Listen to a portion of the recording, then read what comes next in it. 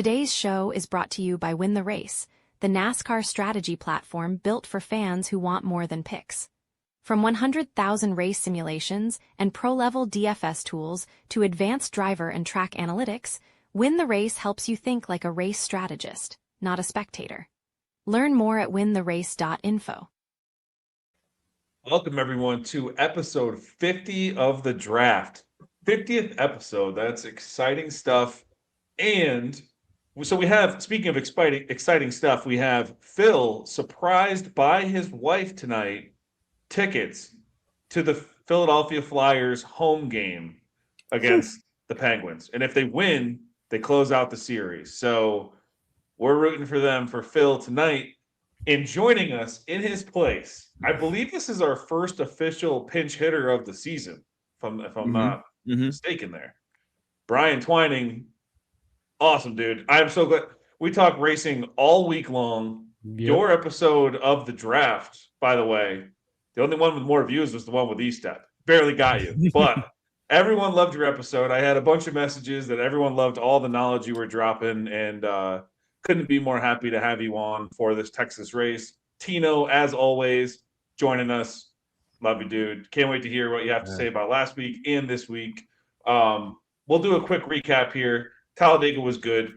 Betts won again. It was awesome. A lot of people had the Carson Hocevar winner. I had a Spire winner myself. I had waited. You know, guys jumped on it 25-1. I really regretted it. I should have done it. We had Iowa with the 11-1 top Chevy bet on Hocevar. A lot of cool stuff happened last week. Awesome to be, in the winning side of things again.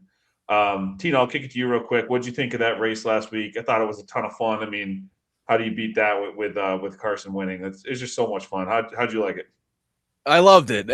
Obviously people can say certain things about Talladega and the fuel saving and whatnot. And I think NASCAR did a good job in terms of implementing the stage differences in terms of their lengths, because it became more entertaining to see the different groups and strategies they were running, at least my opinion. And then at the end, we did get 20 to 40 solid laps of racing there. And that's what the coolest part about the Hocevar win was, in my opinion, was where he did control the lane. He did, have to race out in front and hold off some guys in the back and make aggressive moves to get there. One thing I'll say too is this, and ultimately, happy to have his ticket. Talked about it on the pre-race show with Pete Pistone there, to where it was awesome. You sitting at Hocevar 16-1, 20-1, and some books, on Sunday, and seeing him, recognizing he's been there at the other super speedways, just one lap short every time this season.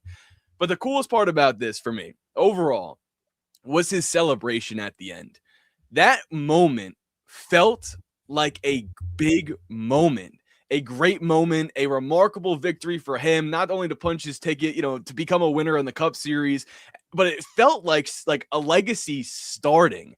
And it really was cool to witness something like that, because I can't remember another time that felt like a big moment for the sport like that. If Denny were to win the championship last year, that would have been a big moment. You have Ryan Blaney, Coke 600 was a big moment for him, but that's driver specific. When I'm talking about the sport as a whole, to see that unfold the way it did, and then the celebration afterwards, it was captivating. It was memorable, and I'm very excited to see what his career has in store. So shout out to Carson. Chili's is awesome as well. Just an overall great vibe coming out of Sunday for me.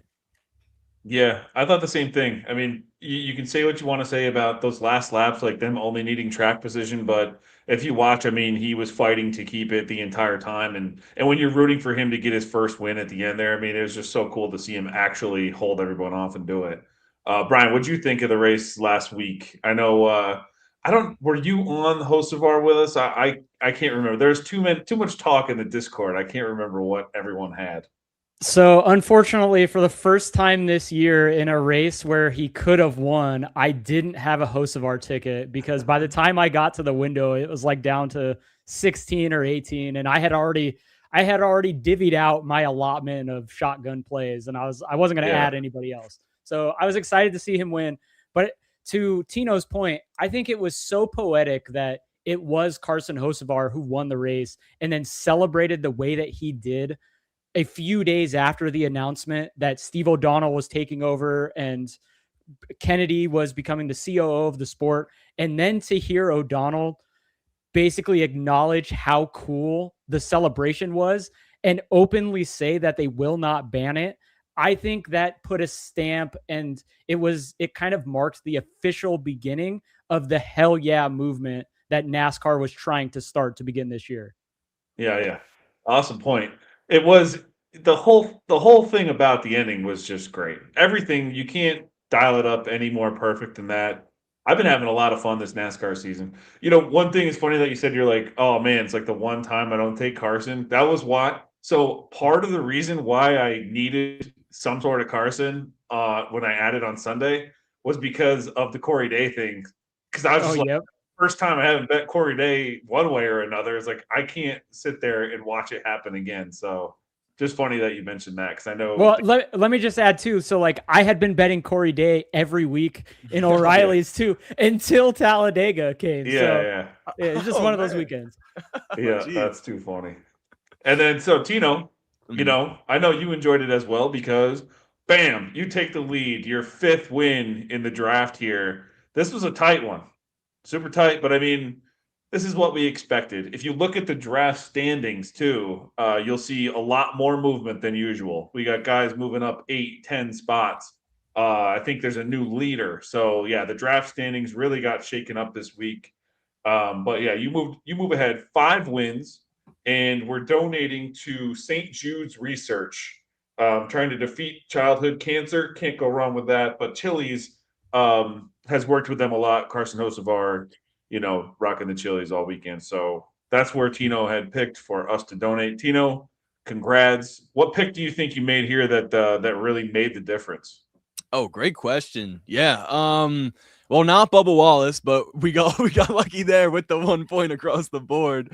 Looking back now, honestly, if I'm being totally honest with everyone right now, first time really diving in here, I would say the Christopher Bell, and I'm happy about that because that's a 29 point and another one. So Christopher Bell to start, but yeah, exactly.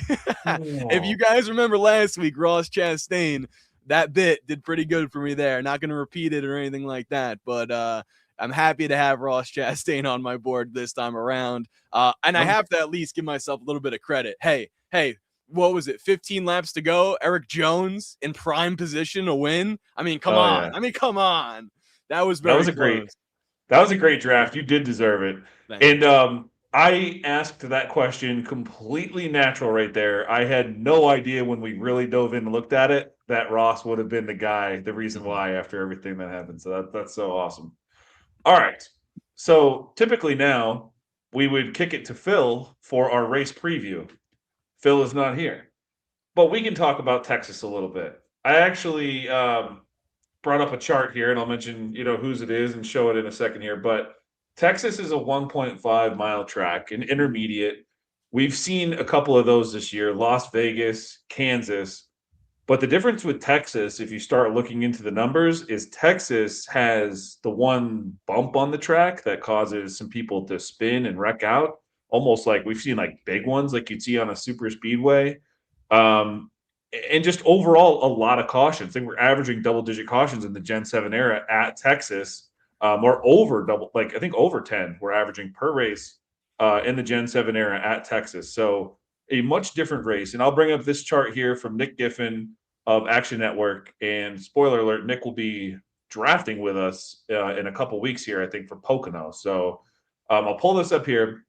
You want to be, if we're trying to predict what's going to happen at this track, you're going to want to be close to that red line. So in the top right and bottom left here, you can see Las Vegas and Kansas, where we just were, and how close all those blue dots are to that red line running diagonally there. In the top left, you can see Texas, and you can see just how freaking spread apart they are. So while we mention stats tonight and while we talk about everything, and I'm sure, people have listened to shows and have heard it, all this week already, Texas we'll probably know who's going to be fast, but it's going to be a super hard race to predict where these guys are going to finish. And I think there's a couple different reasons for that. One, I just mentioned the bumps, cautions, all that. But 2, strategy, like tires might not matter. So you can take 0 tires, hold people off, 2 tires, hold people off. And we don't know who's going to make those awesome calls when it matters. And we don't know who's going to make the calls to stay out when everyone's pitting and then maybe catch the caution and gain that track position that everyone needs here. So I guess that'll be my quick, Ryan's race preview there about Texas, because there's not much to talk about a 1.5 mile intermediate track. But with Texas, you got to just, have a little faith that things work out in your favor by the end of the race. So I'll say that. You guys have anything else to add? Tino, I'll kick it to you. What's the Brian buzz? We got the Phil preview. Give me some Brian buzz. Yeah, so I basically went down the list and did exactly what Phil does. I mean, it's the same exact stage lengths as Las Vegas and Kansas. Guys may try to stretch this out to as long as possible, run about 67, 70 laps on tires. To Ryan's point, we saw Michael McDowell last year stay out on extremely old left side tires and run it all the way until they actually blew up on him with about 7 laps to go in that race. And to the point of this race not being predictable, we've only seen the pole sitter win 5 times in the 45 races that we've come here to Texas. And then from the top 5 in the last 11 races since 2018, there's only been 4 winners starting inside the top 5, just to give you an example of where starting position isn't exactly a good indicator of where you're going to win. And to further that point, the last 3 winners have all started 18th and beyond there. And then for the cautions, we're looking at 5 consecutive races with 11 or more cautions here at Texas. Wow. Yeah, and I had posted in Discord earlier. Today, actually, just made this live. It's a DFS and betting track edge on Win the Race. And you can go on there, and there's one of the tabs is betting angles. And what that does is show you the starting zones, like 1 through 10, 11 through 20, 21 through 30, of where the winners have come from, the top 5s have come from, top 10s have come from. So as we get places, you kind of see different zones you want to target where guys are after practice and qualifying. And Texas is all over the place. I put Texas versus Kansas in Discord just to kind of show the difference. And yeah, I mean, if you're looking for winners and top 5 guys, those are the guys that are starting up front of Kansas. And then you look at Texas and it's like, good luck. So we'll talk about who's going to be fast tonight. We'll talk about who we like. But again, I guess we've beat that drum. Just have a little caution here. Maybe be mindful with your bankroll when you head into Texas and just play it kind of like you did Talladega last week. We ended up winning at Talladega last week. Let's not blow it all here at Texas. We'll get to Watkins Glen where we're going to be really confident firing off some things there. So, all right, let's get into the draft. If you guys are new to the show, we have 8 teams. We're going to draft 1 driver from on top, then 1 more driver. That'll be your bonus driver. That'll score 1.25 extra points. We'll use NASCAR scoring, and the winner will select a charity of their choice for Win the Race to donate to. I'm going to pull up the draft board real quick. Boom. And we'll jump to 23-11. Brian, you are filling in for Phil. I'm going to let you lead this one off and let us know where you're going for 23-11. Unquestionably, it's the 45 car. He's topped only by Kyle Larson in the 4 next gen or the last 4 races here at Texas in terms of true performance score. He has a win here back when he was racing in the 8s. He's coming off of a win at the last 1.5 miles at Kansas. What else is there to say about this car this year? Yeah, I mean, total beast. The only driver with a better average running position at Texas in Gen 7 races is Kyle Larson. He won here with RCR. We actually talked about that a little bit before the show. I might as well just put him in here because he is my pick. But, one thing that did come up and shows you just a little bit of how crazy Texas can be, Tyler Reddick, he was like maybe the one dominator that won this race in the Gen 7 era in 2022, leading, I think, 70 laps or more. But Justin Haley finished 3rd that race. So it just goes to show you like a little bit of the craziness that can come from Texas. But yeah, Tyler Reddick, I mean, what more is there to say? Like you said, most recently won at Kansas in this package. Only Hamlin, Larson, and Bell have better average running position in the Vegas and Kansas races than him. So yeah, to me, I do love Bubba too. Like, don't get me wrong. And even when we were at Kansas, Hyman Herbst were freaking awesome too. But for these purposes, give me Tyler Reddick. Tino, what you got? Well, I love Bubba enough to be my pick this weekend for Texas. Give me a yeehaw in the chat. Let's go. The reason is He's been on the doorstep of getting a victory this season. We've seen it multiple times, just in the mix, but not faster than the 45 car. Now we go to a track to where he's actually had success at before, in contention for wins, that is. I remember back in 2022 or 3, I believe here, the race William Byron ended up winning. That was Bubba Wallace's race to lose, in which he did so battling it out with Kyle Larson.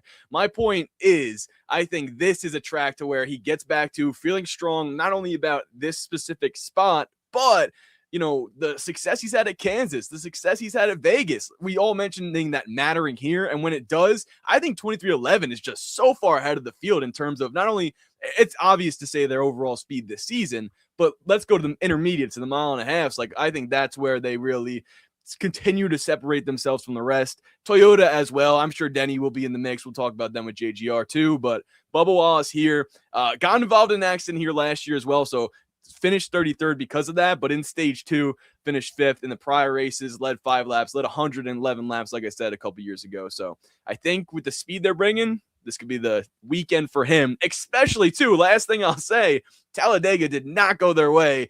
Unfortunately, leading and having that insane wreck, the biggest one I've seen in a minute there. So I think he gets his get back here. Yeah, that wreck. I mean, we didn't even really. How did we talk about Talladega and not even mention a 26 car wreck? Yeah, But, yeah. I guess that did happen. That was freaking wild. So shout out to Host Bar for making us overlook that. Right, like that's exactly what I'm saying. The moment so much bigger than some of the stuff that happened. Yeah, it was cool too. In the Eric Estep video where he talks to the winner every week, they played that in like slow motion, and you see him just like riding the top as tight as he can, slamming on the brakes, and somehow like it's like the scene from Days of Thunder where it's just nothing but smoke and you ride through. So good for him. But all right, let's go to Front Row Motorsports. Yeah, I think 2311. We touched on those guys quick because if those guys are contending for a win at the end of this race, I don't think any of us are surprised. Like Tino said, both of them just lightning fast this year. Now we go to Front Row, though. Whole different story. I'm going to lead this one off because I don't have much good to say about this team right now at all. I'm going to go with Zane Smith, and here's my reasoning. So in this package in 2026, this entire team does not have a top 10, Vegas or Kansas. Their average finishes 23rd, 25.5, and 29. I'm going with the guy with the 23rd best average finish. That's Zane Smith. So that's about all I can say great about this team. His average running position is 4 spots better than his teammates. I don't know, guys. Like, again, I think this is a track where they maybe could get their first top 10 because you can use the strategy or just survive some cautions or whatever you got to do. But, man, if I'm looking at strictly speed or anything else, I can't really find one I like here. Curious to see where you guys go. Tino, I'll jump right back to you. What do you got? Yeah, tough one for this group this weekend, and rightfully so, right? I honestly do kind of enjoy Texas a little bit more that now that it is, or it's seeming like it's harder to drive with the bumps and the track wear and the tires or the crashes. Like, it's becoming a whole beast in itself. And with that, I don't think this group will necessarily fare well. I'm going to take a gamble here, and honestly, I tried to pinpoint Zane Smith every week or Todd Gilliland on certain tracks. It really hasn't panned out that way. So the direction I'm going is based off of the moon. If you guys saw the clip, Noah Gregson, Chase Briscoe talking about the waxing crescent, I believe. And hey, that's just one of those clips to where we see him have a strong day, top 20 that is, and he points back to this and said, told you so. Aside from that, like you said, Ryan, not too much to go from, so I'm not even going to really try to pick and choose from these guys, but it could help. It could help. Yeah, the waxing crescent. That sounds like a move you do to a woman with that mustache of yours. But yeah, they say it'll be gripped up. We'll see what happens. Mm-hmm. All right, Brian, what do you got here for Front Row? Well, I like both of your guys' breakdowns, but as you said, Ryan, this team and these 3 drivers in particular in this package this year have been inseparable in terms of, like, none of them are good. None of them are ridiculously bad. They're all kind of finishing amongst each other. And then even if you look at their history at Texas alone, they're within like 3 spots of each other in terms of average finishing position. So in this being kind of like a Dega light or Tex Dega, whatever people want to call it, like I'm gonna go with the third guy. I'm gonna go with Todd Gilliland to differentiate Nice. from you two.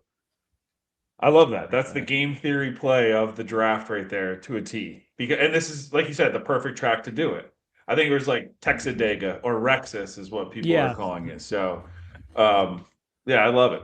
That's a great spot to pivot. I'm glad we're all different there. Now let's jump to a team here where, this might be a little chalky, but for good reason.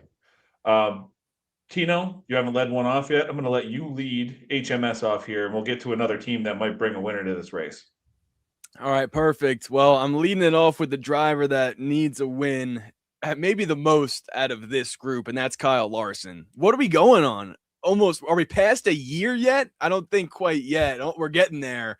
And I think that's just the whole storyline right now. Is Kyle Larson winning? Is he won? He's won a championship before his last win. And I'm not necessarily hating on the team for not getting it done because they clearly continue to show up each and every week. But I think this is where we see it happen. It's going to be a Toyota or it's going to be Kyle Larson in this one, in my opinion, because, his stats at this track lately not getting the finishing results because he's either involved in a wreck or something happened that he can't control. But he just has one of the best driver ratings here. And then when you look at the stages, he's running inside the top 1 to 4 in the last few races here. I remember as well a domination race for him, all thrown out the window because he has a loose wheel. And even then, he still tries to drive up through the field and almost made it happen. To me, I just feel like this is a scenario where I'll allude to the other drivers because I think it's worth it. Like Chase Elliott's ran good here, got his win that he was looking for, for the first time in a while. William Byron's win here before. He's a driver that I'm looking at to get another comeback strong. And then obviously, Alex Bowman had a good run last week, but got to be Kyle Larson for me. I don't want to miss out on the chance of him winning this one and not being on it.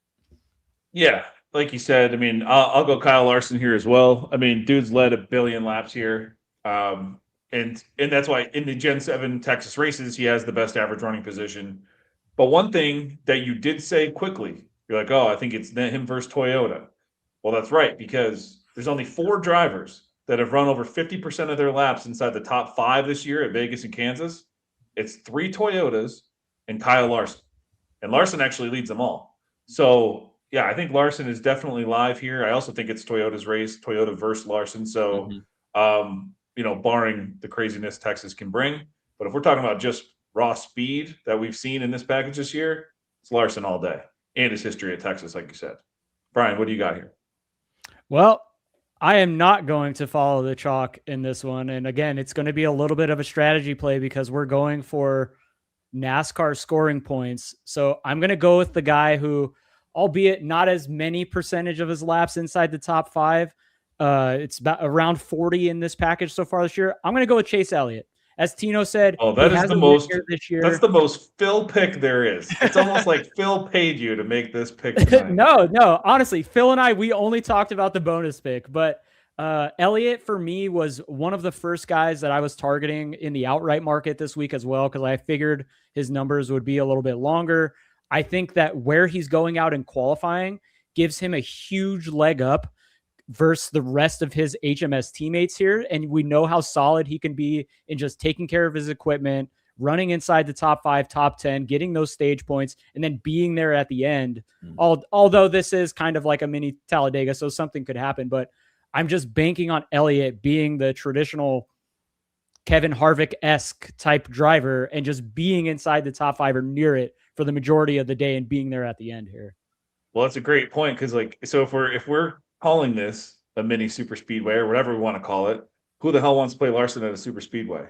So there you go. When we talk about I was just going to say too, like Larson, as good as he is in this package, he's still very volatile in him like getting to the finish line because he is a little bit riskier when it comes to making those moves that put him in bad positions or put others in bad positions, where we kind of know Elliott will probably lay off the throttle a little bit to avoid wrecking compared to his teammate.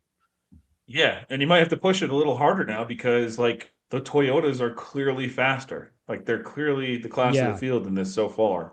Barring teams coming to Texas and just showing up with speed out of nowhere, but that's a pretty quick turnaround from Kansas just to show up and have it magically. All right, great stuff. Yeah, I love that there. Let's jump to JGR here. We're talking about these Toyotas all the time. I think we get to a team here. And I think we've said it for this team, more times than not. Like all four of these guys could be great picks here. I might be a little different, so I'll lead this one off here. And I don't know if Zach's in here or not, but I'm going Ty Gibbs. Wow. Zach's kind of like a big deal now. Like Zach's getting, he's talking to Gluck or whoever. Like maybe he's too big for this show now. I don't know, but no, he's here. He's here. He's here. Oh, there he is. Okay, cool. Local celebrity, Team 54.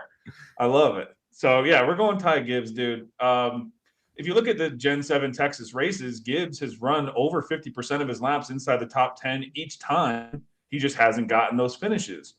But that's kind of what Ty Gibbs' problem has been in previous years. He's been running really well in a ton of races and haven't gotten the finishes. But what's he doing this year?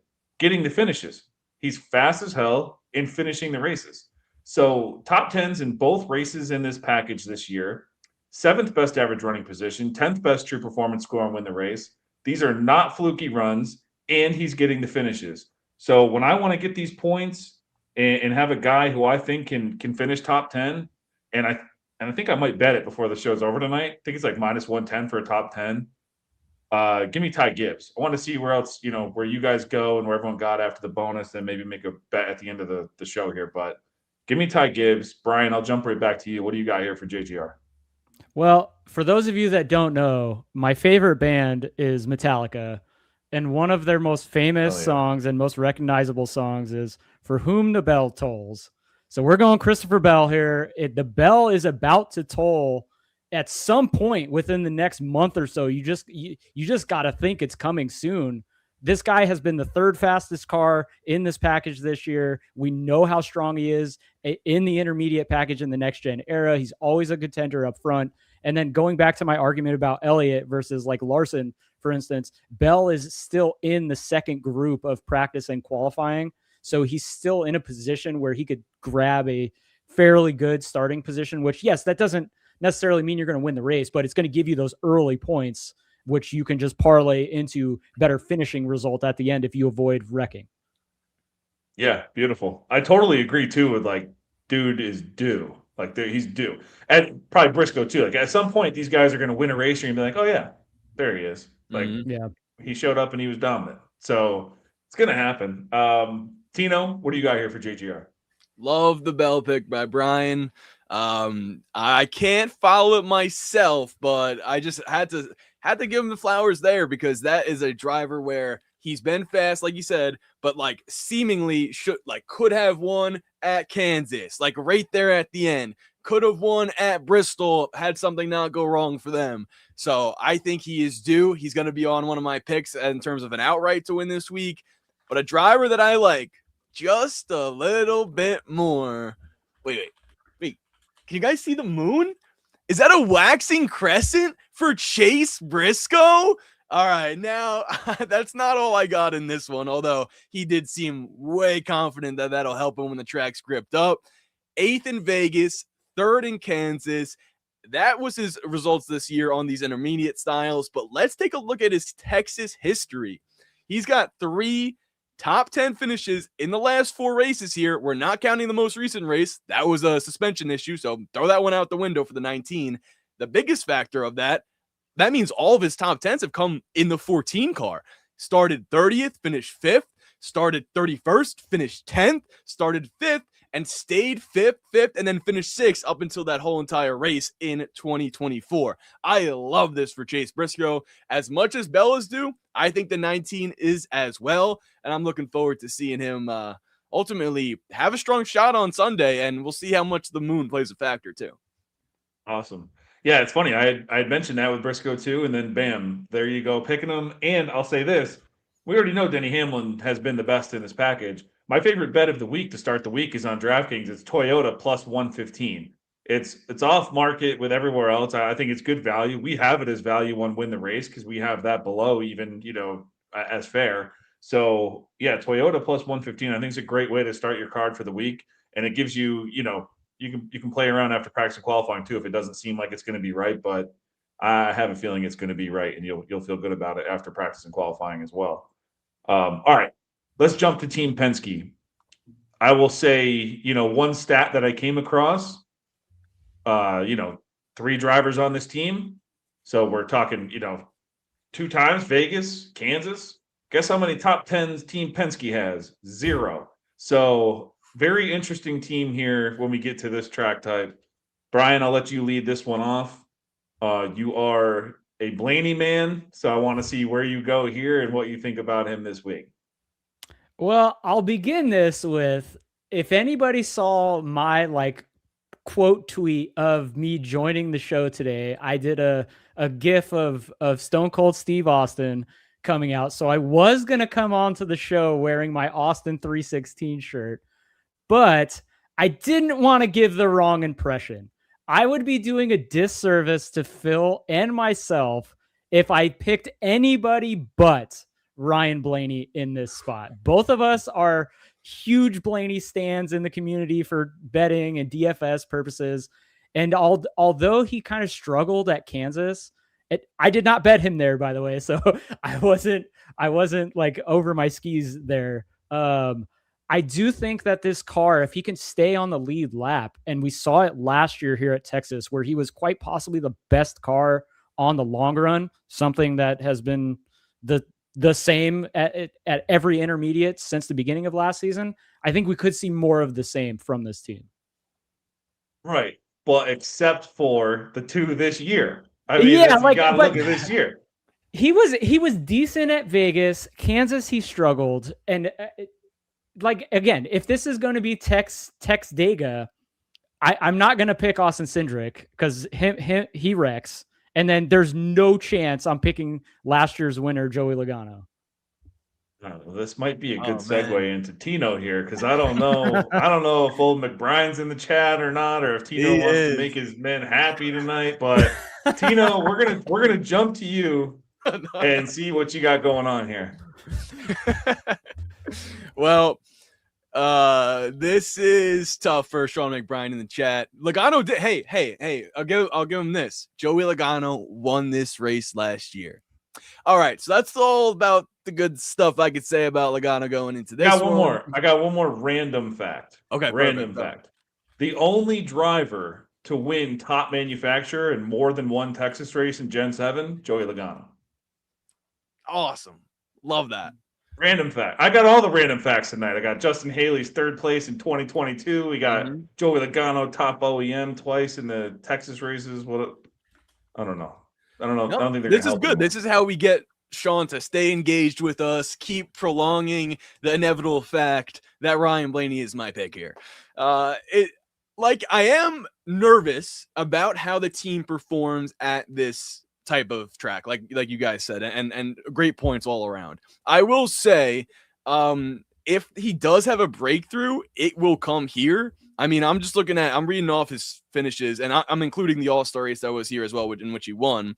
But 3rd, and then 2 bad finishes, 33rd, 28th, but then 4th, 1st, 6th, 5th, 4th, 7th, 8th. Like, we go back for the last 10 races, he's got 8 top 10s in the last 10. So I like that a lot from Blaney, but the fact does remain, they are in trouble when it comes to intermediates. I was going to say they're the worst Ford camp. They're not, but what my point of saying that is RFK is better than them right now when we go to this style of racing significantly, because they had 3 drivers finish inside the top 10. Meanwhile, like you guys said, these are not even notching top 10 finishes at tracks where they should be if they want to contend for championships. So a little bit of a ramble there for me, but I think this is where it's playing out for them. This is a pivotal race weekend for Penske to see if they can at least get some guys racing inside the top 10.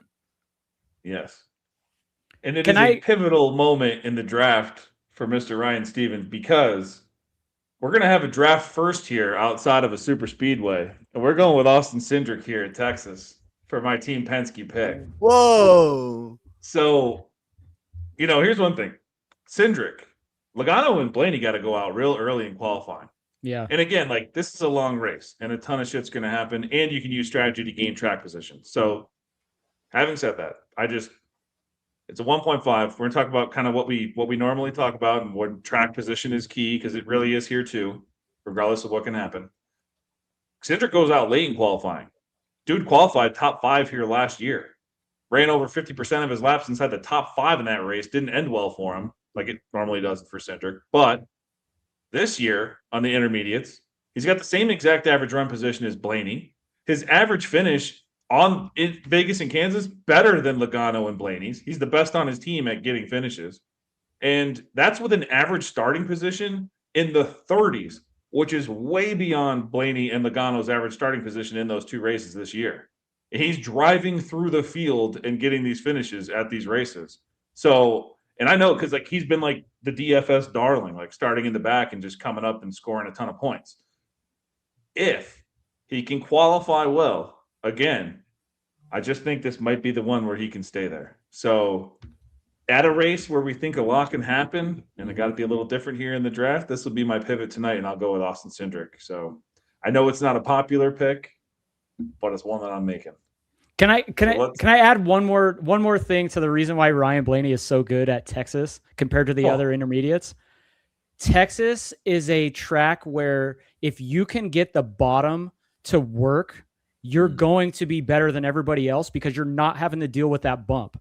And if Ryan Blaney does one thing better than the rest of the field, it's keep it on the line on the bottom of the track. And if you go back and you watch Texas last year, that's what he did to work his way from, I think he started 24th or something, all the way up to the front.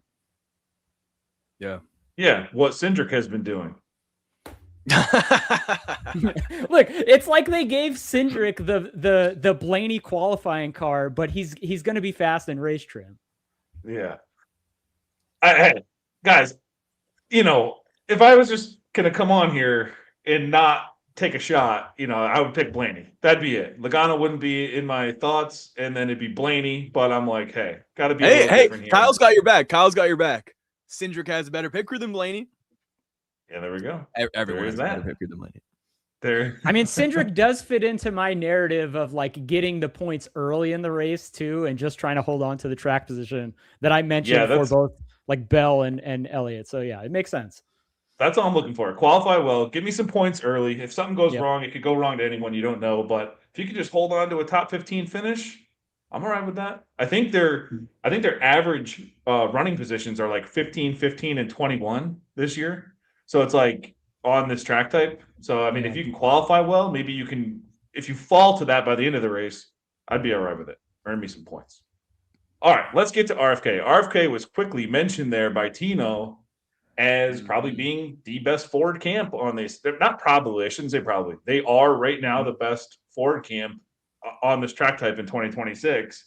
And I did make one bet, and I'll just kind of do my pick first here. Chris Buescher. That's my guy here for RFK, but I do like the other 2 guys too. I'm curious to see if you guys go there. Buescher, I did bet 5-1 for top Ford this week. I thought it was a good week with, Penske struggles, and perhaps Blaney and Logano are a little mispriced being such heavy favorites for top Ford, and it kind of raises the other prices of these guys that have been just faster than them anyways and finishing better than them. So if we look at let's see. The only drivers running a higher percentage of their laps inside the top 10 in this race type this season than Buescher are guys that we've mentioned. Larson, Wallace, Reddick, Hamlin, Bell. Those are the only guys running a higher percent of their laps inside the top 10 than Buescher. So right there, he's there. And then you look at like RFK strategy. A lot of times, like even when you think they're out of a race or something, they'll make one strategy move and then bam, they're like, man, how's this guy top 10 right now? Like he wasn't there all day. So I just think they're a very smart team.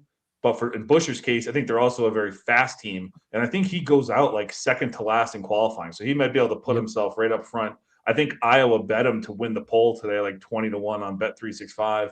So, yeah, I love Buescher here, and I think he'll start with some good track positions. So give me him. Tino, I'll jump right back to you. What do you got here for RFK? All right, well, RFK, the K is where I'm going with Brad Keselowski. Nice. And I feel very, very strong about this one. On record, I want it to be known this is the best I've felt about Brad Keselowski having an opportunity to win a race since he was in the 2 car or at Darlington when people saw that one coming a little bit too. My point is this: in the last 10 Texas races, including the All-Star race there, he has a 100% hit rate of finishing inside the top 10 if you take out the 2 times he's gotten in an accident. So 8 times, statistically, 8 times in the last 10.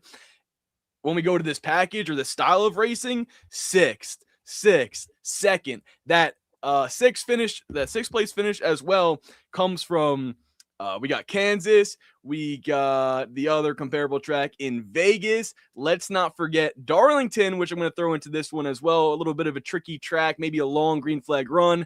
That's also Brad Keselowski finishing 2nd there. 30-1 right now to win this race. I have to jump on that number now. I know we talked about qualifying not necessarily mattering at this track, so maybe we see him start from the back and come through. Either way, I just love that number. Honestly, I would do anything for Brad Keselowski this weekend. Top 10, top 5. I do think he wins. He's going to have to get past the Toyotas to do so. So, keep that in mind. Because that's a hard thing to do. But if anyone's been up there, it's Brad. And another thing I'll say too is I've been on Chris Buescher, Ryan Preece more than Keselowski in the past couple of years since they've all been racing together, and I felt confident in that. But this season specifically, Brad has been the best car out of those 3 on this style of racing. Maybe overall they all sort of line up close to each other and similarly as they normally do with their raw speed on the racetrack. But I love the 6 car for this weekend. I think he capitalizes on a strong run. Yeah, Brad's been very strong, especially at Texas, like you mentioned. So, great pick there. Brian, where are you going here? So just to start this off, I have bets on 2 of the 3 RFK drivers just because of the numbers. I actually have Keselowski at 35, and I took Preece at top Ford at 14-1, just because I felt like that number is a little bit long. The guy who I'm picking, though, I don't have any bets on, and that's going to be Chris Buescher. I think just going back to the whole idea of being able to qualify well, run up front, because Buescher has been the fastest guy with RFK early in races. And so if he can maintain the track position and just be there for the majority of the day, hopefully he parlays that into a good finish. But I do agree with Tino that Brad Keselowski in this package this season, over the length of the races, at the end of the day, has wound up being the fastest car for RFK on the long runs. But at Texas, where chaos is right around the corner in turn 3, we don't know if we're going to be getting those extended runs to allow Keselowski's car to actually come into play without him having to dive into the weird strategy situations that he's begun accustomed to trying to take advantage of. Yeah, all great points there. I had thought about an RFK, just the RFK team bet, to win the race, but I just can't get these Toyotas out of my head. I don't know what I want to do, but I think I might just stand pat with Toyota. But great conversation there about them. And now we get into the guy who won last week. I'm not going to go away from it. I don't know. I don't lead off again here, but I'm Carson Hocevar, and it's not close for me. I know Suarez has had some good, Texas finishes, but I just think Hocevar can kind of keep this momentum rolling. And while we say qualifying doesn't matter, I do think it does matter because you're going to want a mix of both. I think just because a guy can come from the back and win doesn't mean that you don't want that guy up front, controlling the race, because track position will matter here. And Carson Hocevar earned that last year, showed up, won the pole. They had that pit stop early, which I think was a caution or something. And he came in and got more tires than everyone and shuffled them back like 5 or 6 spots. Totally pissed me off for DFS purposes. But, he just couldn't get back to the lead at that point. Whereas if he took 2 tires or 0 tires or whatever it ended up being, he would have just been right out front again, leading the laps. If anyone remembers, he had a fast car. If you had a fast car out front here, no one was catching you. So track position will matter. He's got the 9th best true performance score on Win the Race in this package in 2026. Kind of missed the setup at Vegas, but then bam, fast at Kansas again, 13th place, but was much faster than that, passing guys, and then his pit crew just kept screwing him over and over and over again. So, I think Carson Hocevar can show up, qualify well here again, and just be running up front all day. So give me Hocevar. Brian, I'll jump to you. Yeah, we're riding the Dente this week. The speed difference between the 77 and the 7 and the 71 in this package this year is laughable. I mean, he's the only one that doesn't have a negative speed rating according to Win the Race at Las Vegas and Kansas, and he's like 11th or 12th amongst the entire field in that rating, just showing you like how much faster this car has been here. And to your point, like last year, qualified on pole. He was running up there for the majority of the day. He had some shitty pit crew situations there. And then at Kansas, same thing happened where his car's fast and then he has pit crew malfunctions and just people brain farting. And then coming off of a win, much like we talked about with Gibbs off of his victory at Bristol, that's a huge weight that gets taken off of his shoulders where he can be a little bit more relaxed now and maybe not push the car as much to gain positions and put him in tough positions. Maybe he'll ride it out and just get a good finish instead of going for the win and wrecking like we saw McDowell do last year. Yeah. Totally agree. Pino, is this a clean sweep here? As Iowa says, 77, clean sweep for me. Give me a yee-haw in the chat. One other thing, the only other thing I can really add on to your guys' points, because you had them all very well said, Hocevar is now 8th in the point standings. Now, this goes back to Brian's point of like, maybe he just rides it out and sort of plays it safe in terms of Hocevar's standards of aggression. Yes, like I am all for that. And we talked about Phil earlier a couple weeks ago and who he's checking in from the Flyers game. Shout out, Phil. Hopefully the Flyers win for you, buddy. I'm rooting for my boy. But my point is, a couple weeks ago, he says that stat about Ty Gibbs, but not just Ty Gibbs, all drivers after their first victory and how they fared very well after that. To me, I think that happens with Hocevar here. Maybe it's just a top 5, top 10 day, but that's awesome considering he's now 8th in the standings, which, you know, shout out the standings as well. Awesome to see the way that moves. We're now 10 races in. I love how things are shaking out. And for a driver like him to where, yeah, like he's battling now when you look in the standings up against HMS, JGR, 2311, like he's put himself right in the mix of that. And I think at this point, if you're going to want to make the chase and even contend for a championship, you got to make sure you get all you can here at this track. And I think we're going to now start to see a mature version of Hocevar after that first win. Awesome. I love that. Clean sweep there. Is that our first one? Yeah, that's the first one of the draft. That's great. Oh, wow. Nice. All right. Now we jump to Trackhouse, the team that won Tino the draft last week. So, Tino, I'm going to let you lead this one off. Are you going back to Ross Chastain here? I am. I'm going to select Ross Chastain with my pick in the draft this week. Just wanted to make sure that got out correctly. Super clear. Yep. Super clear. No mistakes there. I can't really talk too much about it in terms of why over his competition because SVG here, SVG and Zilich racing in a cup car at this track. Good luck, you know, and I hope they have a strong day, but we talked so much at length about how this track matters and their drivers are racing against the track and the bumps and the wear. And I love that, but I think you're going to need a veteran to sort of push through all of that. Finished second here in this race last year, which I like. 32nd before that, but was involved in an accident. Then second, 13th, 22nd. So ultimately, if you can have a race where he's avoiding the chaos, I could see him getting back to where they are in terms of a top 15 car right now. Because let's be realistic, they don't have the speed to bring top 10 just by raw speed right now. But ultimately, we'll see how it goes. Yeah, I'm going to double down there too. I'm Ross Chastain as well. And I think this team knows like when it's one of his best tracks and then he goes and runs double duty. So like he's running the truck race to go out there and, you know, be battling those guys. And it's like, it seems like they put him double duty on the tracks where they know he's been really good in the Cup Series, just to try to maybe get him back on track or, you know, just get him. I don't even know if it's a focus thing. Like you said, it's just mainly they didn't have the speed. So maybe he can get some more notes or something to tell them just to dial that car in a little bit more heading into the race or during the race, you know, as they see how the track changes or whatever. But yeah, it's got to be Ross Chastain here. And again, there's not much good to say about this team in this package this year. but Ross has had some good Texas runs. So give me Ross here. Brian, where are you going? I am not picking SVG. To your point, Ryan, like Trash House, as people have started calling him, or Ross Chat Ass Tane.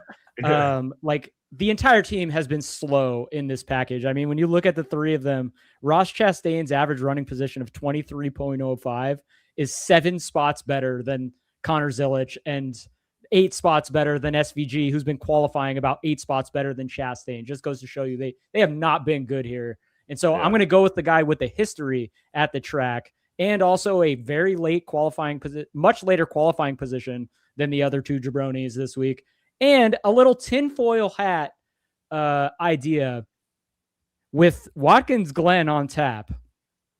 There's a non-zero chance that Trackhouse is looking at this race as they're putting all their chips towards the one here at Texas. And then next week telling Ross, well, you can go sit in the corner as we focus on our 2 potential race-winning cars between SVG and Connor Zilic on a road course. Yeah, that's a great point too. Looking at the schedule ahead, you'd like to think teams don't do that, but I feel like we've seen it. Yeah. So, all right, Ross there. So we got back-to-back sweeps here after having done the entire draft. That's nice. And I have a feeling we might end it on a sweep here as well, but we'll see what happens. Tino, you won last week, so you are leading this off here with the bonus pick. So go ahead. And if you were going to say something right there, I didn't mean to cut you off. No, you're good. Well, I'm about to say what I'm about to say. All right. Hey, shout out Phil. I'm glad. Hey, Phil, turn the volume up. This one's for you. Phil. Yeah. I'm glad you're here and just to witness this bonus pick. Because let me just start off by saying we are 10 races into the NASCAR 2026 season, and I'm absolutely thrilled. I have loved what I've seen from a racing standpoint. Obviously, some things could be better here and there, sure.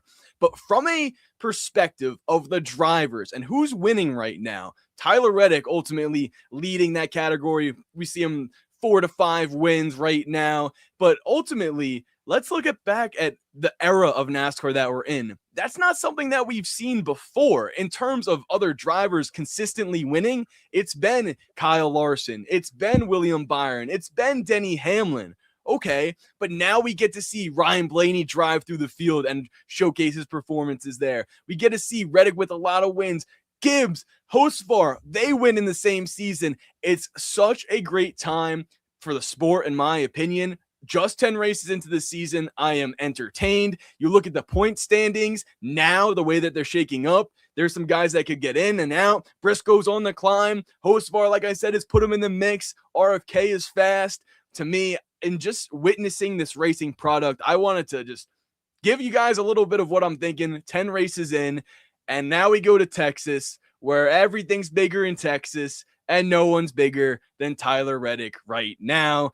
That's going to be my bonus pick. Give me a yee-haw for that, and I'll give you the stats. In 2022, won this race. In 2023, he finished 25th ultimately, but led 36 laps, was up there contending for it before he ultimately wasn't able to get it done. 4th place car in 2024, and last year, running 2nd in stage 1, 2nd in stage 2, and you ultimately look at his stats this season on this track, in this track type, he's the best. So I want to be the best with the best as my bonus pick, and I ultimately love it. It doesn't matter if he's 5-4 or not, because he's gonna go out and get his 6th win of the year now. Awesome. Yeah. His wins they're stacking higher than his height for sure. So Brian, bonus pick.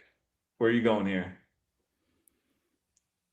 I don't know how you don't go with Danny Hamilton. Denny effing Hamlin has been the fastest car in this package, and it hasn't been close. I am one of the biggest Tyler Reddick bettors and fans in the space, and even I'll admit, I felt stupid not betting a pre-race ticket on Hamlin in Vegas and not having exposure to Denny at Kansas last week. So I rectified that. And the first click I made this week was Denny, regardless of what number I was going to be able to get. Thank goodness I got 550. And that's where I'm riding with. I am all in on the 11 this week. Yeah. That's our, when Tino's saying the best, Tyler Reddick has been the best winner this year. But if we're talking about the best in this package on this track type, it's Denny. The dude has run over 80% of his laps inside the top 3. It's just stupid. An average finish of 2.5. I know it's only 2 races, but that's what we got. I mean, that's what we're going off of. This guy is he's going out late in qualifying again too. I mean, it's just going to be so hard. And he's awesome at Texas. We'll just talk about that. It's great here. So it's like, man, dude's faster than everyone in this package. Give me Denny Hamlin. To me, it was always Denny Hamlin in the bonus tonight. It was never going to be any different. There was no pivot in mind. There was nothing. And then it just made it a lot easier once we were already all different in JGR. When I thought we were sweeping Denny, I completely forgot Tino took Bubba earlier. So the Reddick pick is actually pretty badass. But yeah, I don't know. I think you might have a little regret there watching this race, not having Denny in that JGR slot, but we'll see what happens. You surprised me before. That's true. I'm gonna have to get lucky. And the way I got lucky last year with not having any Denny was he did this, and then ultimately his car got cursed. So we'll see how it goes. If he wants to throw the horns down again, by all means. But I'm definitely a little shook right now, not having any Denny Hamlin. No, it's all good. This was a great draft. We didn't have any sweeps until we got to Spire. I love to see that. So a lot of fresh thoughts, thinking outside the box here, which you have to do at Texas. So should be a lot of fun. Personally, like you said, Texas isn't the greatest track, but as far as like an entertainment purpose, kind of like a super speedway, as a race fan, some shit's going to happen this race. So if you just take it for what it is and try to enjoy it the best you can. I love what Tino said. For me personally, this is one of my favorite NASCAR seasons ever watching racing. I don't know what it is. I just love the storylines with Tyler Reddick. Maybe it's because my kid, my oldest is old enough now to watch some of the ends of these races with me, and I'm enjoying it more with him. I love the people that I'm working with now. I love Greg. I love you guys. It's all it's just a lot of fun. So this to me, we're winning money. That's always cool. So I don't know. This is the most fun I've had watching racing in a long time, since I can remember. So thank you guys, and thank you, Tino, for saying what you said, because I totally agree with it. I think it's been a pretty freaking awesome season. New winners. Dude's won 5 races already. Shit's been pretty cool, especially after all the lawsuit stuff and weird stuff that happened last year. So, right. All right. That's enough of that. Do we have any more comments, questions? Anyone wanting to get anything out of there before we get out of here tonight? We got a couple minutes here to answer some things if you did have any. I know we kind of covered a lot there. So there, we talked about comments as they came up, but what do we got? Well, first one I'll bring up is from Big Ross, who's saying he loves when all 3 series are going. Me too, especially at a track like this, which leads me to ask Brian this question. Is it possible? So what's in my head right now is I think this is a pretty potentially able to put together parlay of all 3 series winners this weekend, because we have Hocevar and Kyle Busch in trucks. We have Kyle Larson in O'Reilly. And then obviously you got to pick the winner on Sunday. Is that something you think? And who would you pick for a winner in all 3 series? I'll say for others, yes, this is definitely a good week to throw together some parlays, some 3-race parlays with those Cup guys dropping down to the truck series, and then Larson doing the O'Reilly race. But for me, if you're not in the Win the Race Discord, I've officially retired from truck betting, at least for the remainder of this season, because it doesn't matter who I'm on, who I add live. That person always has some shit happen to them at the end of the race, and I never cash a single bet in that series. So I'm not getting involved in that at all. But yeah, no, I too, to Big Ross's comment, I absolutely love weekends where we have all 3 races going. And in fact, that's one of the reasons why I'm headed out to Vegas this weekend, just so I can chill and relax and have a couple adult beverages while just watching trucks and cars go around in circles really fast. Awesome. Love it. Yeah, Trucks is the only series. I'm down 0.85 units in Trucks, barely down, but it's still down, and it's the only series that we're down on. It's just like this freaking thing drives me nuts. They're only separated from ARCA in like vehicle shape. That's kind of the way that I see it at the end of those races.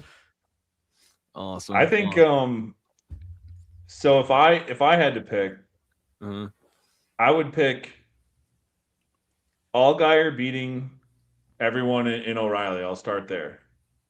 And then this is more of a fun one. So I think Lane Riggs for Trucks, like when people start really counting him out and you see all these Cup guys in there and you're like, yeah, he's not going to do it. And Honeycutt's been fast and whatever else. At some point, it's kind of like what you guys said about Christopher Bell and what Tino said about Chase Briscoe. Like at some point, he's just going to go out there, dominate and win. And you're like, oh yeah, that just happened. Not really that surprised about it. So Lane Riggs is one I'm keeping my eye on. And I think I saw him on Twitter too. Seems pretty excited about the race. And then Cup, I mean, I don't know. Allgaier's not really chalky with like Larson in the race and stuff. I guess I'd stick with the chalk and go with Denny in Cup. So Denny, Allgaier, Riggs. I can already see it now. Lane Riggs is coming to 2 to go, and he's coming out of 2, and his right rear explodes, and he spins and he wrecks, and then we have a late race overtime restart, and Daniel Hemrick somehow wins the race at Texas. Oh my gosh, that's gonna be an awesome thing. Like if you get that right, it's gonna be sick. Yeah, I'm looking forward to the Kyle Busch Carson Hocevar Friday night, or if it's at night, just Friday truck race. Like, oh my gosh, because Ross too. Ross has been finishing like in recent truck races. The dude's been top 3. He should have won before he got cucked by Heim earlier this year, but like and that was one of my disappointments. Yeah, I just another factor for me too is in terms of the Busch versus Hocevar is not only so we see Carson Hocevar help Kyle Busch get a truck win at Atlanta this year, and then Kyle Busch goes on and says that Hocevar is on his hate list. Then Carson Hocevar wins the week before they're now in this matchup. Like I'm hoping like it's just them two all night battling it out, and either one of them wins. Because if that's the case, if I'm going to build a parlay right now, I'd go, oh man, it's tough not to go Hocevar, but I'm going to go Kyle Busch, gets it done in the trucks. Give me Kyle Larson, gets it done in O'Reilly, and then Tyler Reddick in Cup. That would be sick if we can pull it out. But like you guys said, so unpredictable in many different areas. Speaking of which, Robert asked a great question. How big is a disadvantage qualifying in Group 1 for this weekend's race? I think we have that in Discord here. Let me just go to my conversation that I have with Iowa. So, I mean, if you look at how qualifying shook out last year at Texas, the pole sitter went out 32nd, then 37th, 36th, 38th, 29th. So you're going to want to go out late.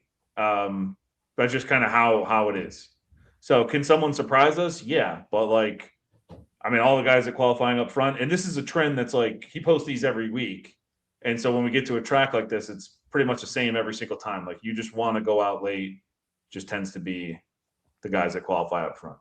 I mean, technically though, like those are the guys that are doing well. Like those are the fast cars. So it does make sense that it correlates. But so like there is that factor too, like faster cars are going out later, period. So of course it's going to like skew that way, but you know, you can get like notes, tips, anything like from your other teammates and stuff like that when you're going out after them. So there are certain advantages you can get. Love it. And then we got one more here, or if anyone gets any others in as we close out, try now. But the last question I'm gonna pull up for now is going to be, Keith, any changes of Legacy joining next year with the 3 cars? First, my prediction of the 3rd car that is now known to be the 84 of not Jimmy Johnson. I think it'll be maybe we'll see Harrison Burton joining the Cup Series again and being in that ride. That's just my pick. But Brian, what do you think of Keith's question here? Yeah, no, I like Burton to the third legacy car, but the only pushback I would do with that is where Herbst winds up going, because I do think that he probably has a leg up in getting that legacy car if he does move on from 2311 and that third 2311 car goes to Corey Heim like we all expect it to. So I would say Herbst goes to that third legacy car before Burton. But yeah, I'm kind of disappointed with Legacy's performance to begin 2026, to be quite honest with you. I feel like they've taken a step back from the way that they kind of like middle of last year to the end of 2025. So it'll be interesting to see how they do transition with running 3 cars permanently to begin 2027. I read this question differently. Is Keith asking, is Legacy going to join the draft board? I also don't think that they will, no. Next year. So like, I think that's what he's asking. Yep, that's what he meant. Okay, yeah. Okay, that's how I read the question. So I was like, but I love the insight.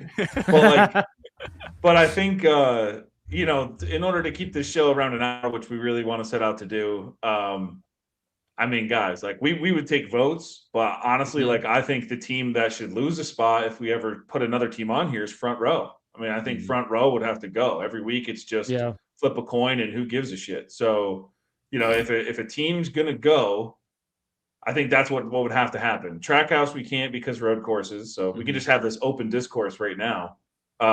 Spire we've chosen like Daniel Suarez, Michael McDowell sometimes, but that one's getting closer too to just Hocevar every single week. You could just put a permanent spot that just says Carson Hocevar. yeah, we just all get his points. But I think so. If I had to say that we want to see who's in the legacy car, and then you'd have to just decide. I think Front Row versus Legacy, and that's it. My 2 cents. But we'll have the off season to think about that. Yeah.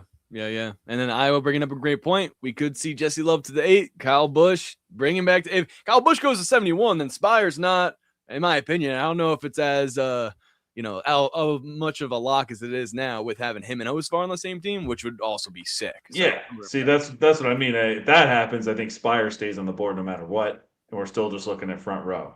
Front Row like never seems to have any like cool plans, and they never have any cool speed. They never really have anything cool going on. Oh, jeez. That's what makes them cool, though. Hey, they have the Grillo's Pickles. Yeah, I ate a Grillo's pickle today. It was great. Yeah, there you go. Yeah, they're fantastic. Yeah. All right. Well, great show, guys. We talked about drivers, pickles, everything. So let's get out of here. Tino, let everyone know the 19 places they can hear you talk about NASCAR this weekend. Let's go. Yes, sir. Appreciate it. Appreciate everyone in the chat. As usual, great time. Great having Brian here. He's normally in the chat, now live in front of our faces. Looks great. Miss Phil, but awesome having Brian every time. He can be here. So love that. You guys can follow me at Tino, PATTIGNO. Hear me on SiriusXM NASCAR Radio. See me on the Tubi TV channel or the NASCAR app as well for my best bets on Friday morning. For this week, I'll also be doing the Through the Years show with my buddy Wyatt Watson. So tune in there. That'll be great to talk a little bit more betting, more outrights, and where I'm going specifically from that standpoint. And once again, shout out the chat. You guys are awesome. Trying to be Texas Tino. Last week I was Talladega Tino. And the last thing I'll say is give me a yeehaw for this shirt right here. We got the Justin Haley Greensboro Swamp Rabbits number 77 for Carson Hocevar. One thing I did not expect tonight, but I love it, is the give me a yeehaw in the chat. I just did not see that coming, but I freaking love that. So I don't know. I mean, we should do that every week. I don't even care where we go. But all right, Brian, always love listening to you and Kyle every week. If you want to let everyone know where they can hear that, when they can hear everything that you guys are doing, that'd be awesome. Yeah. Kyle and I, we record 2 shows a week, usually on Tuesday nights. This week it was a little bit earlier. Kyle went to some concert on Tuesday, but that's the Angle of Pursuit podcast over on YouTube. We have a Twitter handle, or X, whatever the hell it's called. I'm an old fogey. Sorry. Follow us over there. We have all the shows posted there. We also doing a Sunday morning newsletter that goes along with our show. It accompanies the show. It's a little bit more in depth, like writing analysis on our favorite DFS plays, a bet or two that we like for the upcoming race. And then, I know Kyle's going to be coming on the show here shortly. So us over at Angle of Pursuit are going to be very well represented here on the draft. And thank you guys again for having me on here. I always love shooting the shit about NASCAR, cars going around in circles really fast. You guys are some of my best friends because you're the only ones that appreciate the nuances and the intricacies of the sport. Yeah, that's awesome, man. We love having you on here. And such great feedback too from the, your first draft this year too. And I'm sure everyone loved it again tonight. I didn't realize, you said that, and I knew Kyle was coming on. I didn't know it was next week. So we got Kyle Robert on next week for Watkins Glen. That'll be a pretty awesome show. Hopefully Phil survives tonight and is back with us next week. I haven't looked at any scores or anything. When we get off here, I'm going to go watch the game and see how they're doing. But yeah, thank you guys so much. Love you guys in the chat. Appreciate everything all night long. Wintherace.info for all your NASCAR data needs. Come play the games with us. Play the draft with us. Go enter your team. Let's have a lot of fun. Enjoy Texas, and we will see you next week to talk some Watkins Glen. Thank you, guys.